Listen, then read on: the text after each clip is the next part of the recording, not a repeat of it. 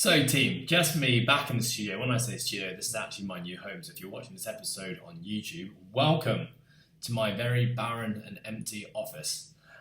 This will turn into, I kind of envision a Joe Rogan-esque home studio with some cool shit all over the walls, not just barren white walls with an odd lonely plant. But hey, it's a work in progress. I'm 1 week into my new house and I'm very excited as to what's to come, as I'm sure you are equally excited. Anyway, today's episode is going to be all about program design. And I know that sounds really, really boring, and I hope it's not going to be a boring episode. But when I say program design, the reason I thought about recording this episode is because this conversation that I had with this athlete, and this athlete will stay anonymous for this entire episode, but I'm sure you'll get to know a lot about the person as I talk about them.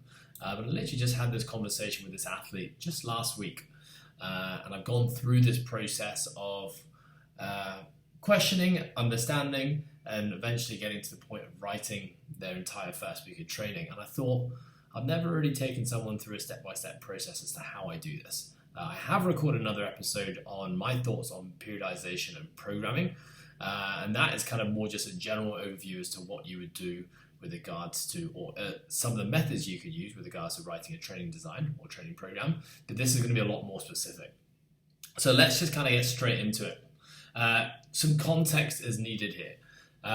This athlete I have now been working with for just over 2 years. So this will be our third CrossFit season. They are a competitor in the sport. Their goals the last 2 years have been to get to the CrossFit Games, trying to qualify as a national champion.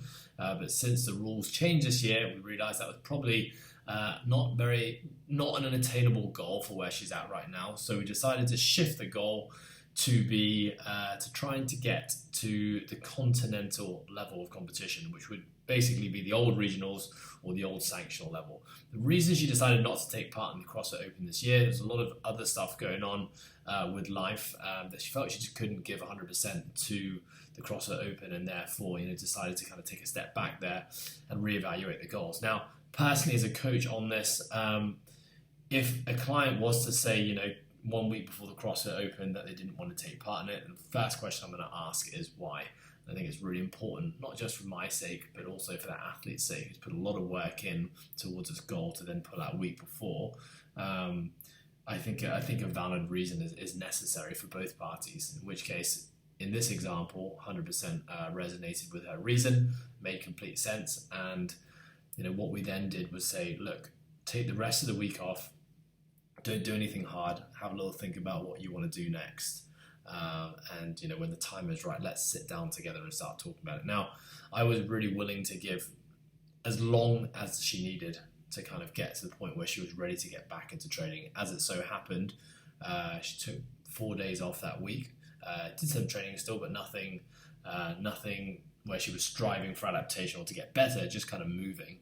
And she came in on the weekend and said, right, I've got a set of goals I'd like to start to work towards. And so, a bit of context here is, I think as coaches often, or even as athletes who are hiring coaches, not even just athletes, when I say athletes, I mean anyone who's kind of, hiring or investing in a coach or a programming organization to take care of their training. I want you guys to know that I always think that the athlete or the client should have a part to play in this entire process. Too often, I think the client or the athlete goes to the coach expecting them to provide all the amazing answers and is almost a wizard of sorts that's going to deliver this amazing result within the timelines that we set as athletes. But really, to get the most out of it as a coach, the more involved my client is in the process, the more accurately, the better I could do my job. And so I really see the coach-athlete relationship as a collaboration. And I do know that when athletes aren't willing to make it a collaboration, they just want all the answers provided in front of them, the result is never as successful as if it were to be a collaboration. So that's just kind of a little side tangent there. So my athlete here comes to me with a very specific set of goals. Now, never before has she really come to me with this much clarity on a set of goals, which for me was a really positive sign. It shows that she's now buying more and more into the process, starting to think about things herself, starting to acknowledge and get a little bit more understanding as to where her strengths and weaknesses lie. So I was actually really excited about this. And I think, for any coaches there or people in the sport of CrossFit, these kind of conversations I think are rare, because folks generally, and it is perhaps a result of the crazy sport that we all chose, but we're trying to get better at so many damn things at once, and it's really hard to kind of nail down or pinpoint a very short select list of goals we want to strive towards. Most people often are just too worried about losing games or losing other aspects of the sport. So therefore, rather than just focusing on a few things at once, they're trying to constantly address everything. Now, that definitely does work, but up until a point. And if you do have glaring weaknesses or things that are not as good relative to other things that you can do, then I think having points or times in your life or your career or in your season where you're really focusing in on a set few things is a really smart way to go about it. And now this is exactly the same thing as we do for the process programming, which is a group program that I program for.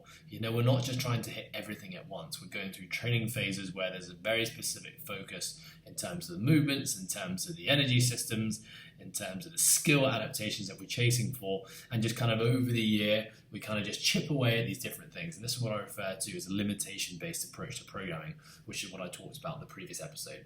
Anyway, I'll try not to waffle. Let's get back to it. So the goals she brought forward were as followed. And this is going to form the basis of this podcast episode. She wants to complete her first ever strict ring muscle up. She wants to do 10 unbroken strict handstand push-ups within the standards of the CrossFit Open, which is inside the box.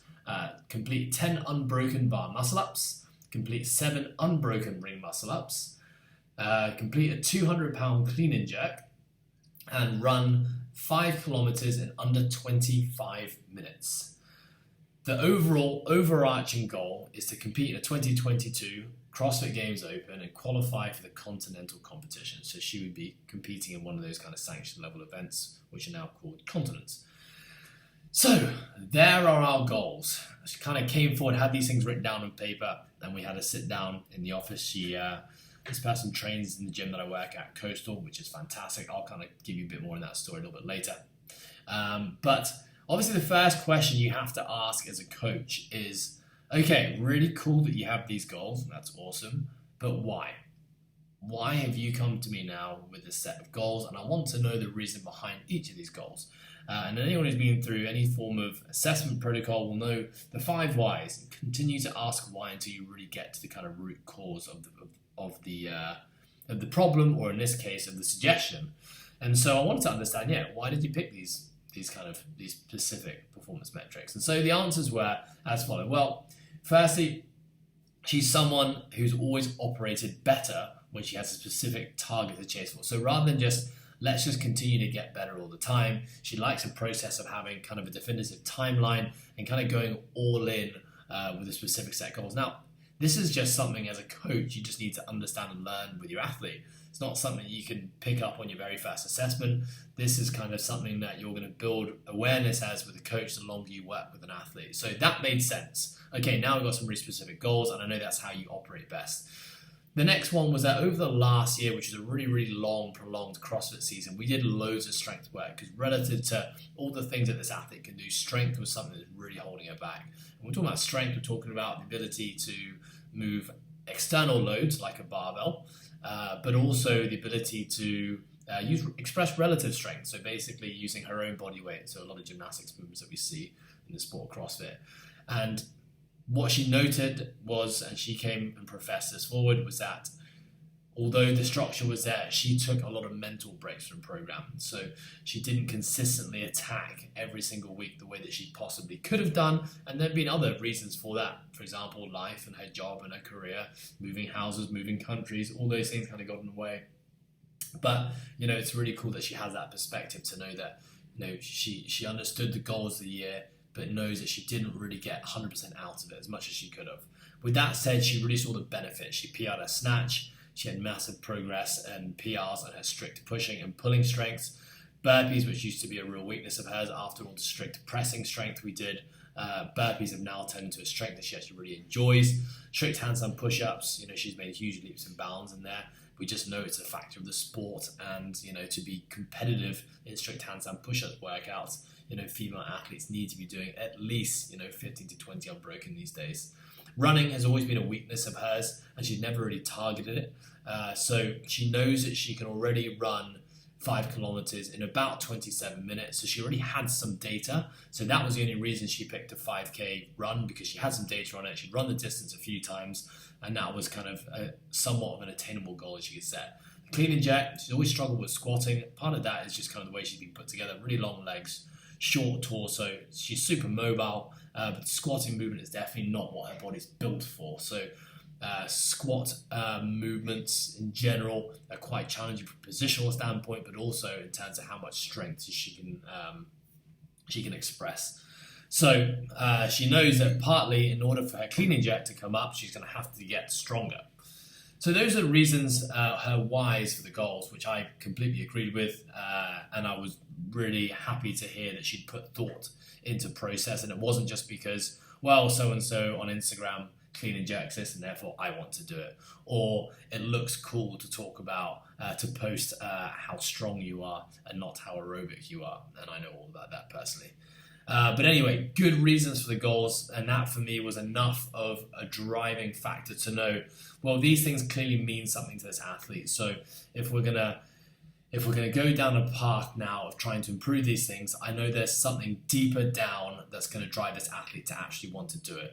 We all know that sometimes when a goal isn't meaningful to someone, as soon as it gets hard and you're in that process of maybe thinking about doing the session or not doing the session, or putting that extra kilogram on the bar or staying the same way, that's when people have to ask themselves the hard questions. And when someone has a good, strong why, they're going to do it. So let's have some context on the athlete. So this is important. We haven't even gotten to the kind of planning process just yet, but we're going to start here. I want you guys to have a bit of understanding as to what is this athlete, who is this athlete, what can they do, what have they done, and that will make things that we talk about later in this episode a little bit more understandable. So this person's now, we've completed 2 CrossFit seasons together. We talked about her goals. She began as a remote client, and actually 6 months into our journey, she made the decision to move on-site. She moved country, moved to Hong Kong to train on-site at Coastal, to be a part of the environment here. We've got some really talented coaches and athletes, and essentially, to be able to work together a little bit more closely. I've talked about the importance of being able to see an athlete or see a coach in person and how powerful that can be. And this person kind of 100% bought into that, so that was amazing. Overall, this person's been crossfitting for 5 years in total. They played high school team sports like basketball, and then eventually got into things like body pump and boot camp and spin, but really has very minimal weight training before kind of getting to CrossFit. So 5 years of CrossFitting is really all she has in terms of exposure to weight training and resistance training. Technically, she's a very well-rounded athlete. She can execute pretty much all movements within the sport with a really high degree of efficiency relative to her competition. So it's really important whenever you talk about strengths and weaknesses of yourself or of your athlete, it's really important you're putting it into the context of who you're trying to compete with. Now, the word compete is used in this context because this person is an athlete. They have goals of wanting to get to a continental level competition, which means in order to get there, they have to be top 10% of the CrossFit Open based on the current rulings, and then they have to basically finish in the top 30 within their continent to then get to that next level. So we have loads of data, which is a really beautiful thing. We can use the data from the Open this year. We'll use the data from the stage 2 of the CrossFit Open, and that's really going to tell us exactly what a continental level athlete is going to need to do. Now, of course, the changes in the sport changes all the time, which means the standards are always changing, but at least it gives us something which is indicative, and we can kind of form and base our training decisions around that. So relative to her competition, to put it back into context, she's a balanced athlete. She doesn't necessarily have any strengths or any glaring weaknesses. With regards to absolute strength, so kind of her top end strength, I'd say she's middle to lower end of the pack here. Olympic lifting is the same. From a movement mobility standpoint, this is a training a facet of the sport which I think is so often overlooked. She moves really, really well. She has no movement dysfunction, no limitations. The only thing perhaps being just her lever length makes things like pistols a little bit harder. But otherwise, she can execute overhead movements really, really well, has great spine mobility, great hip mobility. Gymnastics, a classic case of getting into kipping work before strength work. So in that process, developed a high degree of efficiency with all her kipping movements. So she's technically really, really solid, just lacks the actual base level strength. With regards to conditioning work, and obviously that's a huge, huge subject, but if I was to generalize, she generally probably favors kind of slow, grindy workouts. She does have the ability to kind of turn it on and push hard, but she's probably more on a slow twitch end. A big part of that is the fact that she's just has always competed in slower twitch sports and is relatively new to weight training, so just hasn't kind of got anywhere close to her actual strength potential just yet. In terms of pacing and pacing awareness, I think this is something that also is very much overlooked when coaches are kind of creating a profile on an athlete. I would say that she's still relatively new to the sport. 5 years for me is still kind of novice getting towards intermediate, so still not that self-aware, but it's starting to become more aware, probably because I have such an emphasis as a coach and with the athletes that I work with on education, on the importance of pacing and starting to understand where your strengths and weaknesses lie. So there's a bit of context on the athlete. So where do we start now? If you kind of put yourself into my shoes, had a conversation on Saturday, I have these goals that I'd like to achieve now. And we've been through those already. So I basically now have 2 days because she's made the decision. I want to start on Monday. I'm ready to rock and roll. I'm fired up. I'm pumped. Let's not wait any longer. So, okay, Monday will be the first day that we're going to start training. So, 2 days. What do you do? Where do you go? And I think this is probably where most coaches or even most athletes, if you ever try to program for yourself, this is the overwhelming part because as we know, there are 1,000, probably a million ways to skin the cat. So many different things all work. They're just as effective as each other. How do I know which one to choose? What's most important? What's least important? How do I structure my week? What exercises do I choose? What reps? What sets? There's just so much out there. I completely understand why, especially when coaches just get into this kind of stuff, how overwhelming it can be. So I'm going to take you through some steps that I always move through, whether programming for individuals or programming for groups, that helps to provide a lot more clarity on all of those confusing questions. So where to start? The very first thing I'm going to do in this case for this athlete is I'm going to have a look at our calendar. Now remember, the goal of this client is they want to compete in the 2022 CrossFit Games Open. That's going to be the start of their season. Now, we don't know anything else about competition schedule at the moment. In other years, we may have known that there's going to be, local and regional competitions on these dates, and we could have used those as benchmarks. But right now, because of COVID, that is all wide open. So the only thing I really have based upon the open dates this year is that, okay, well, next year, next March, that's when we need to be peaking. So I basically have a whole year, and that's pretty cool. I've got a wide open template to pretty much do whatever I want. So some of the questions that I kind of ask myself in this case is that, well, we have a very specific set of performance-based metrics that we're trying to improve at. Now, we know in the sport of CrossFit, which is the overall goal here, there are thousands of different movements, and the movements can be performed in low levels of fatigue, moderate levels of fatigue, high levels of fatigue, with low weights, moderate weights, low reps, medium reps, high reps. There's just so many different potential scenarios that someone needs to be good at in every single aspect and part of it in order to be good at sport CrossFit. So let's keep that in mind. This athlete now has 5-6 goals they want to get better at within a sport that tests thousands of different movements in a whole bunch of different capacities. So my first question is, well, if we're going to be really targeted on these goals, how long can we afford to step away from the sport? When I say step away from the sport, I mean kind of doing CrossFit more regularly in the week, which is what she has been doing. How long can we afford to step away from that training template and just focus on these 5 or 6 things without drastically losing all the work that we put in over the last 3 years? And that's a legitimate question because, yeah, great, I could just really go all in on these 5 or 6 things see huge improvements, but in that time not do anything else. And as a result, when they get back to prepping for the CrossFit Open next year, they're actually a worse athlete than they are now. That's obviously not the goal. This athlete wants to get better at the sport, but in that process has some specific metrics she wants to hit. So the next question is, well, how long is it going to take us to realistically achieve these goals that she's set out? So the only way that I can create any form of timeline for that is I need to know where she's currently at with those things relative to where she wants to get to. And, using my, knowledge and experience and knowing the athlete, realistically, how long is it going to take us to achieve these things? Is this something I can achieve in a month? Is this something we're actually going to have to spend the entire year working towards before we're realistically going to achieve what we want to achieve?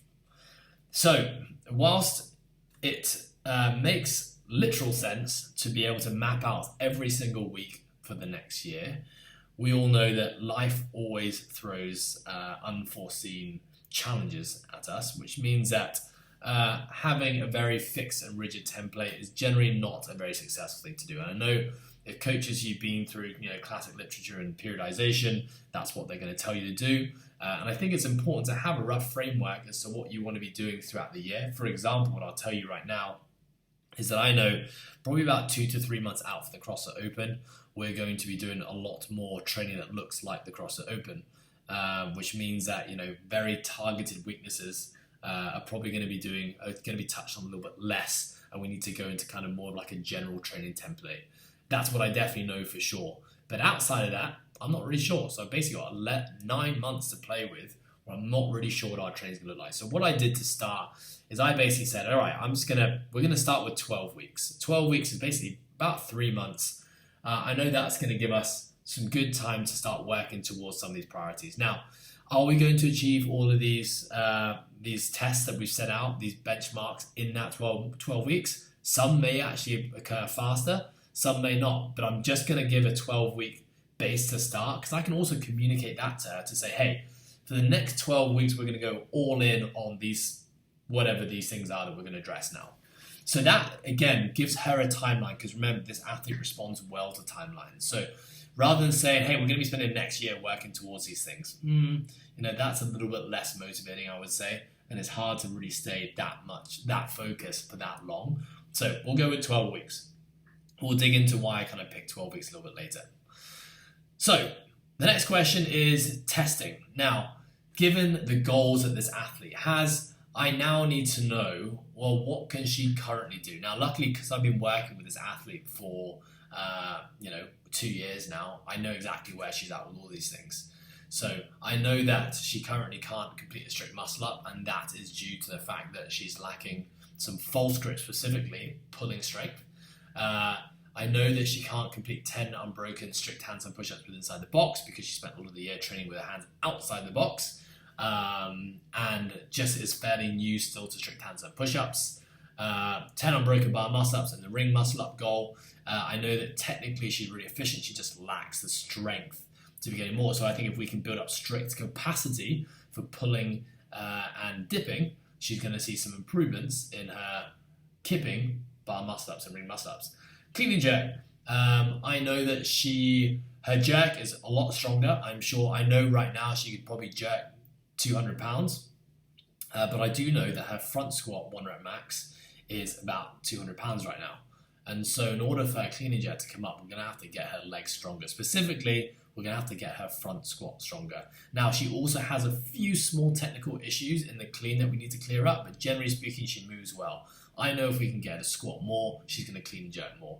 Now, the 25-minute 5K run, I actually see that as being something quite achievable just if we ran a fairly linear progression, given that she can already do 5 kilometers in 27 minutes at what she deems to be a kind of comfortable-ish pace. I know that just having a very targeted run program with the 5K mark in mind, we're going to hit that goal probably within a 12-week period. That's something I can probably say with confidence. So that's probably the only goal I think I can probably say with confidence. The rest we're just going to have to see. So do I need to test anything? Actually, for this athlete, the only thing I do want to test would be, well, 2 things. We started Monday with a front squat 1 rep max, just because we hadn't really touched on front squat work because we were preparing for the Open. So we hadn't really got a true 1RM. So I wanted to see where that was and then potentially use that number to build the training progressions for the next 12 weeks. So we can kind of use kind of a percentage-based model or something like a percentage-based model to at least have an idea of what numbers she needs to be hitting each session. The other thing I didn't really know was, well, is she saying that 27 minutes for a 5K is comfortable? I want to actually know what she can run. Now, we made the decision to run her 5K on an assault runner. Reason being, it's something that's tested in the sport of CrossFit quite frequently, especially at the continental or sanctional base level. Number two, it's something that you can really control metrics on. So you're getting feedback like time, speed of movement. It's something that's really consistent. The floor is always the same. It's not going to change with uphills and downhills. It's not going to be affected by the weather. So it's just going to provide us with a much more accurate and consistent training environment, as well as knowing that the results will always be consistent if we're using the same machine. So we're going to have to start with a 5K run test. And so I programmed that into our first week. So the only bit of testing we're programming into that first week of training is going to be build to a front squat 1 rep max and a 5K run time trial on the assault runner. Now, something I will say, I've seen a lot of coaches, and I know that myself, I've been through this many times in my career in different sports, is testing phases. So that's basically what we're saying is where you're going through a kind of 1 to 2 to 3 week period where you're just testing all the time. I'm really not a fan of that. Number one being testing, there's a big psychological aspect to testing, which is very demanding on the athlete or the client. You know that when you're trying to test, you're essentially giving as much as you can to whatever that one task is. Now, if you're doing that repeatedly over and over and over again every single day, that can be really draining on the nervous system, on the muscular system, depending on what the tests are. But generally speaking, it's not a very smart method to collecting data. Also, probably as a coach, you're not going to get much quality with that data because by the end of your week, your athlete's just going to be exhausted. And so therefore, the tests aren't probably going to be a true representation of what they're actually able to achieve. Next is that if we're just testing all the time, we're not actually training anymore. So sometimes I've seen testing periods drawn out for a whole month. And yes, whilst you're collecting data on the athlete, which is fantastic, that athlete has actually become really deconditioned in that month.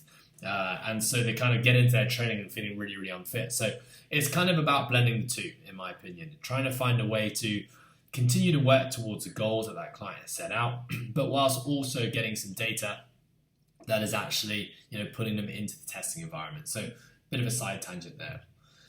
So here's what we have now. We now have, I've got a pretty good idea of what's holding this athlete back in every single thing, which we'll talk about right now.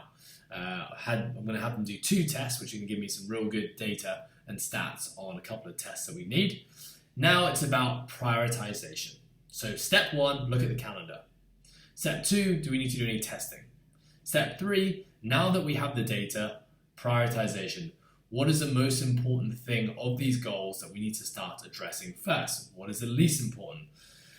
So I think the first question I would typically ask myself is, what is limiting this athlete from achieving each of these goals right now? So some of the common limiters we'll see are, is it a strength or an absolute strength limiter? Is it a capacity limiter? Is it a movement or mobility limiter? Is it a technique limiter? So those are some of the questions I would ask, and we're going to quickly go through each of this person's goals now, and I'll tell you what those limiters are. So if it's strict muscle up, the limiter for her is strict absolute pulling strength, vertical pulling strength, specifically with a false grip. She can do strict pull-ups chest to bar pretty comfortably, but the moment she goes into a false grip, she's just not strong and she slips out. So specifically working the ability to pull as far as possible holding a false grip. She also needs to work on her dipping strength, specifically a deep dip, a full range of motion dip, which is typically when we're doing a strict muscle up where we're going to receive ourselves at the bottom after that pull. Muscle ups, what's limiting it? It's definitely not technique. This person has really flawless technique, a really tight, nice kip, has great mobility and range of motion in both the hollow and the arch, and the pull and the dip. So it's not a technique and it's not a mobility limiter. It's purely a strict upper body strength and strength capacity component. So if we're wanting to be able to do bigger sets of ring or bar muscle ups, it's not necessarily about improving her 1 rep max or the ability to put as much load or weight on her and do 1 repetition. That might help unlocking a strict muscle up, but it's not going to help us really achieve higher or bigger sets of muscle ups. So what we need to do there is bring up her strict strength capacity. I know that if we can get her, for example, doing 10 unbroken chest to bar pull-ups strict, she's going to have no problem moving through 10 kipping muscle ups. Similar with the dip. Strict handstand push-ups. Is it a mobility limiter? No, this person has fantastic overhead mobility as well as wrist mobility. That's not the issue. Is it technique? Sometimes.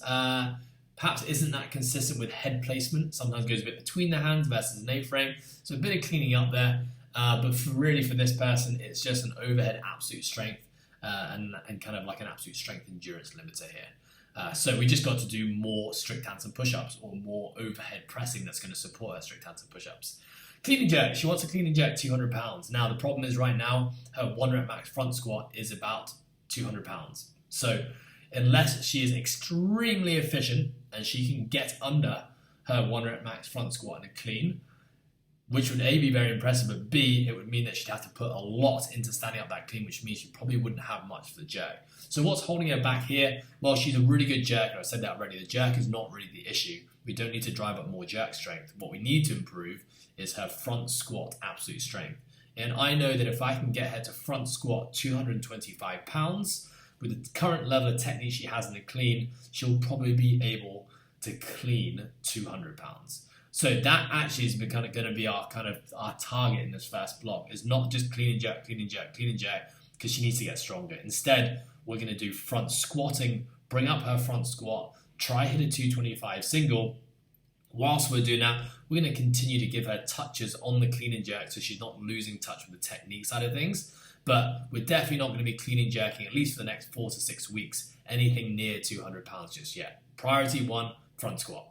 Now the run. What is limiting her run? Well, she just hasn't done that much running. So her technique is a little sloppy. I'm going to be honest here. So technique needs to improve. And I just think she just needs more exposure. Ever since getting into CrossFit, she kind of stopped running and kind of went into rowing and assault biking, as we all do. She did play team sports, which required her to run. But again, hasn't really done kind of distances of like 20, 25 minutes continuously at a high threshold pace. So I just think just any exposure here is going to make her improve. Okay, so now that I've been through that process of prioritization, or I kind of know with each of these things what this person needs to actually address, we can now write down what needs to be addressed first. So of the goals, which one is going to take the longest amount of time to achieve? I think right now, when we start addressing strict upper body vertical pulling, so pull up, and dipping, we're going to see improvements in the strict muscle up, but we're also long-term going to see some improvements in the kipping muscle up, as well in the rings and the bar. So I know if we have to prioritize, I should say, vertical pulling and dipping strength, and that needs to be a priority from the start. Now, we need to be doing both specific false grip work for the strict muscle up in order for her to unlock that, but also driving up strict pulling and dipping capacity in order to bring up her kipping and ring muscle up. So we're going to kind of split those two things in a week. We're going to attack both of them. With regards to strict handstand push-ups, it's a strength limiter. We know strength takes a really, really long time to develop, especially a movement like strict handstand push-ups, which, to be honest, if you're not doing CrossFit, you're probably not doing strict handstand push-ups. So she's only really been doing strict handstand push-ups for 2 to 3 years. And ever since we've been working together, it's been something that's been in her week at least once a week, every week. But with that said, knowing that she recovers well from strict handstand push-ups, it doesn't really beat her up. We're going to increase the volume there. And we're going to see if we can give her more strict handstand push-up in the week and see if that actually, the addition of volume is actually going to contribute to her getting better and doing those 10 unbroken reps. Clean and jerk, she needs to get strong. Now, how long is it going to take us to get strong? I'm not really sure. But I'm going to take a slightly different approach this time. I'm actually going to have her front squat twice a week, and she's going to squat heavy. So this is a slightly new approach that I haven't taken with her. So I'm just going to see how it goes. If it's successful, fantastic. If it's not, then it's not. I'm going to set out I would like with her front squatting, we're going to set a 4-week target before we retest. So we're going to go through kind of 3 weeks of hard training. We'll have a week's deload and we'll retest that front squat. And that will determine whether or not we need to go through another 1, 2, or 3 front squat bias training phases. So that's the kind of plan on the squat there. Now the running, I want to get her running straight away. So we're gonna be running once, probably twice a week. In all honesty, one session will be very targeted towards that 5K. Another one would just be running at a sub-maximal pace. No real kind of goals attached to it. Just like spend more time on the machine, just running. So we basically got some prioritizations there. We've now decided what we need to address first. We're not going to clean and jerk. Instead, we're going to squat. We're not going to just do kipping muscle ups right now. Instead, we need to build up strict strength. We're not just going to run really hard 5Ks. We're going to do some structured training as well as just getting on a treadmill more. That's going to help us. So from there, we've kind of decided what are the things that are most important that we need to address and how long these things are going to take to drive up. The next thing we need to do is we now need to create a skeleton. So how I would describe a skeleton is, let's say I have a spreadsheet or a piece of paper in front of me and I have Monday, Tuesday, Wednesday, Thursday, Friday, Saturday. I've got my kind of weekly schedule in front of me. Now, the first question is, all right, we're going to start filling this thing out somehow and writing this person's training program. My first question is, how many sessions do we have available? That's a really, really important question. If someone says, I can only train 3 times a week, and you've got these 6 goals that you're trying to improve them at, well, I'll tell you right now, it's going to take you a pretty damn long time to achieve those goals if you can only train 3 times a week. Now, luckily in our situation, we have the ability to train 6 days a week, and on 4 of those days, we're doing double sessions, so an AM and a PM session. So that's now opening up way more opportunities for us to create or implement really meaningful training programs that are really trying to attack a very specific focus. And we can get lots of different things into that week because we have so many different opportunities to train. So next question is, well, okay, we now know how many sessions we have in the week. How do we decide what we're doing in each of those sessions? Do we want to do total body strength sessions where we're doing some lower body and some upper body in the program? Do we want to do upper body and lower body splits? Do we want to break it into muscle groups, for example, chest and triceps, lats and biceps, legs? Do we want to do blended sessions where we're doing a combination of strength and conditioning in the same session? If you're interested in hearing my thoughts on that, I did a really great episode with Luke Starr previously on the podcast where we talk about that. Make sure you have a listen to that. Do we want to do blended sessions, or do we want to break up our strength and conditioning sessions into separate sessions? Lots of legitimate questions. Need to find the answer to these. So I'll tell you what I decided to do for this athlete is that we decided to go with upper body and lower body splits. Now, typically, I don't really program upper body, lower body splits for folks in the sport of CrossFit because at the end of the day, the sport itself will never really just test upper body and lower body, nor will we ever know if that's what they're going to do. So I think it's actually important that an athlete builds up the tolerance to be able to train the upper body and lower body numerous times in the week. Now, in the off season, maybe that's a good time where you can actually implement an upper body, lower body split, because remember, the further away you are from the actual competitive season, the more your training could look different from the sport, if that makes sense, or opposite to the sport. So, right now we are in a preseason, so we have some very specific upper body and lower body strength metrics we're chasing for. So we're actually going to go with upper body, lower body splits, which I know for this athlete is the very first time she's ever done that. We're going to be splitting her conditioning sessions from her strength training sessions. We know that when we blend the two, typically, doesn't mean you can't get strong and get aerobically fit at the same time, but you're just going to minimize the impact to get good at either. So rather than that, we're going to split those sessions up. So what her week is now looking like is Monday, an AM PM session. She's going to do upper body in the morning and lower body in the PM. The reason I'm putting the upper body first is because she typically feels fresher at the start of her day, and that's actually more of a priority. Of these 6 goals, 4 of them are all upper body bias priorities, and she's a little bit further away from those goals than she is from the lower body metrics. On Tuesday, she's going to be doing aerobic conditioning, both in her AM and PM session. Now, one of those that AM session is going to be training, following the process, programming aerobic Tuesday session. Why? It's really important that even in her off season, she's still getting touches of the sport. So in those sessions, we're going to be rowing, we're going to be playing with light dumbbells, barbells, probably some low volume gymnastics.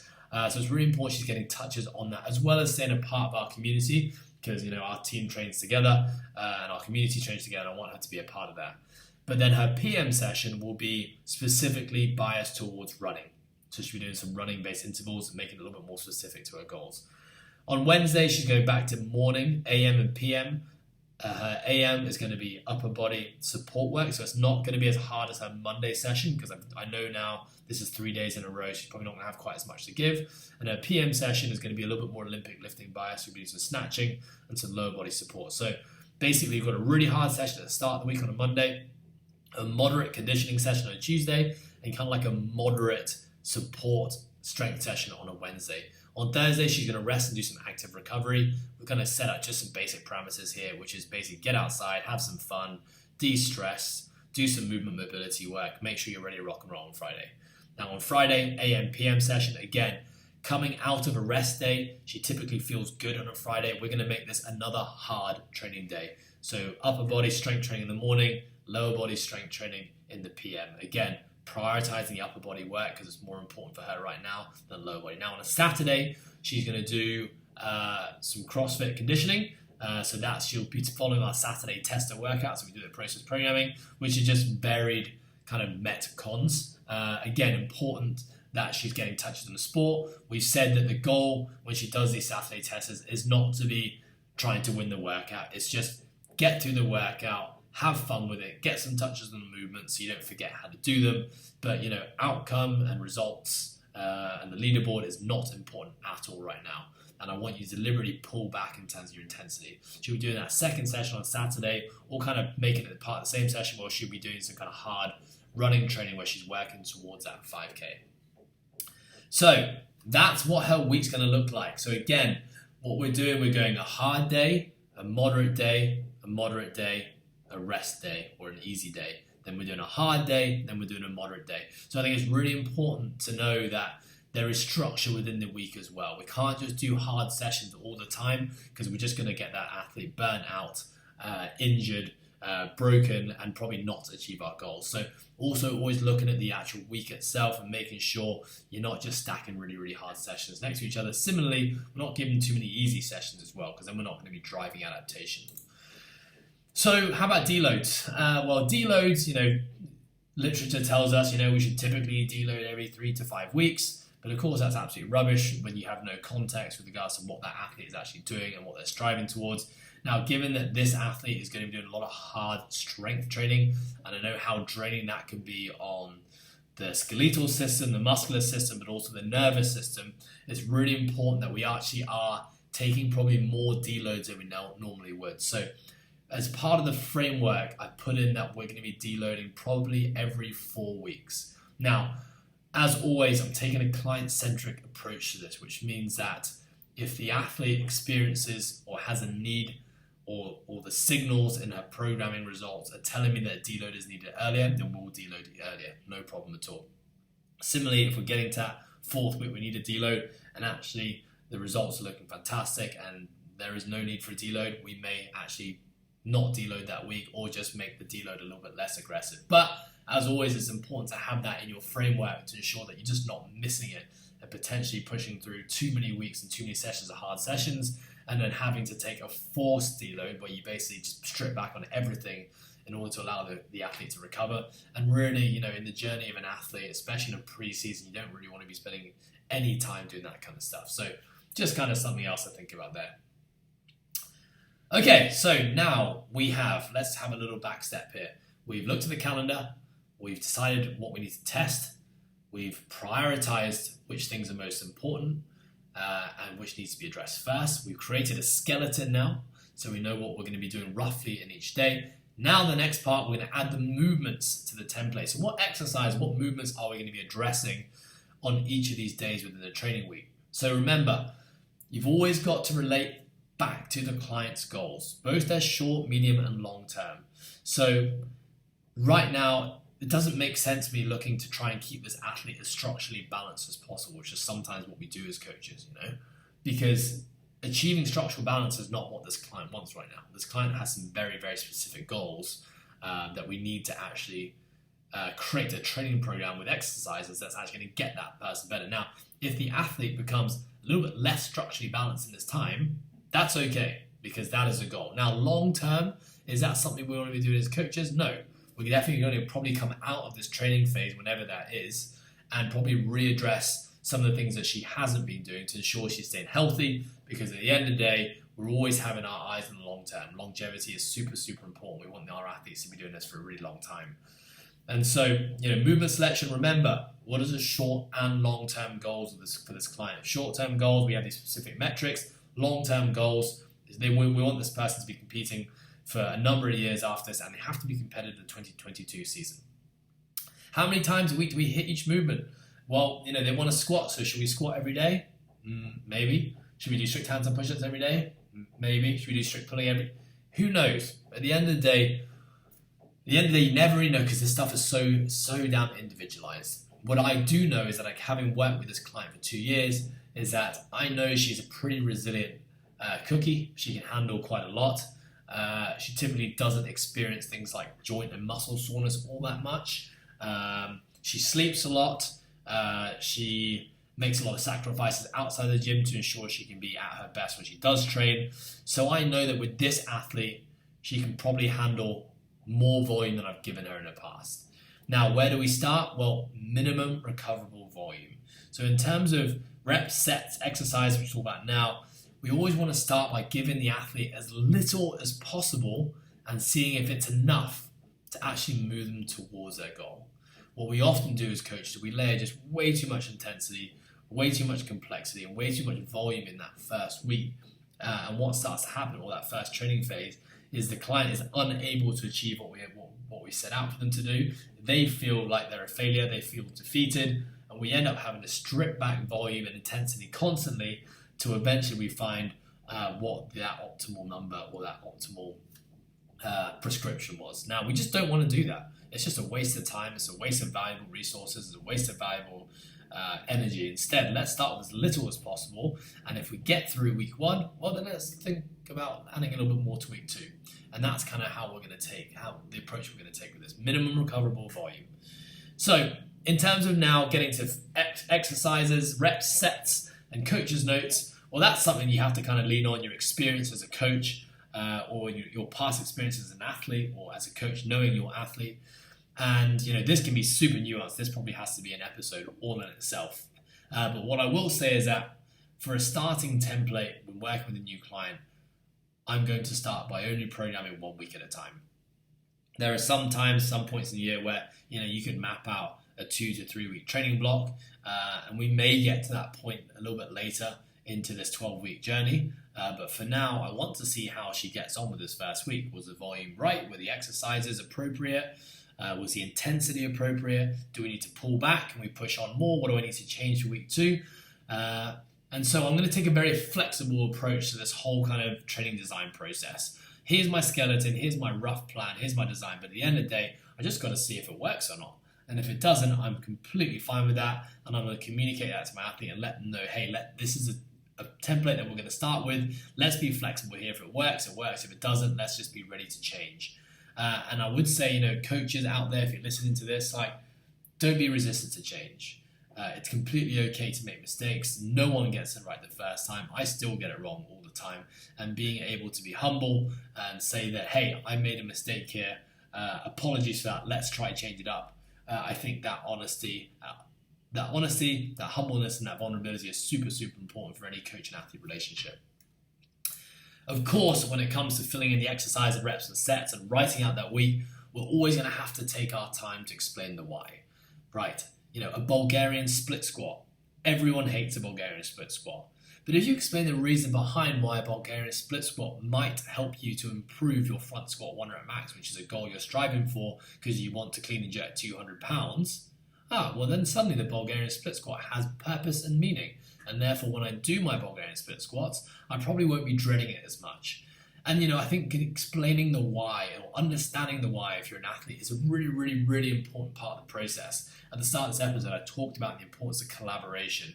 And as an athlete, you you should always be curious to understand the why behind anything that you're doing. And if you're not, endeavor to be so, because it's just going to allow you to get so much more out of the process and, essentially start controlling the process yourself rather than having to rely on someone else or an organization or your coach or whoever it is. So yeah, you fill in the reps and sets and exercise selection, you explain the why and the reason to the athlete and your client, and then it's just about watching and seeing what happens. How did they go through that first week? Was it a good plan? What do we need to change?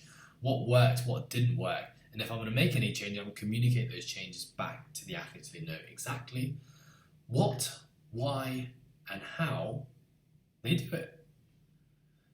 All right, that was fun. I hope you guys got something out of that. I hope the structure I hope there was some structure to it. And I hope if you're an athlete or a client listening to this, it's helped you have a bit more clarity on how to go about writing out your own program. Or if you're following a program, you can see how this kind of transfers and it kind of makes sense into a program that you've been following. And if the program you're following does not address any of these things, then ask the question. It's really important, and you have every right as a client or a paying athlete to ask why. And if your coach or organization can't provide you with a why, well, that's your choice. That's not for me to say. Anyway, team, thank you so much. I hope you enjoyed the episode. If you do have any questions, of course, you can always reach out to me personally. Otherwise, have a fantastic day.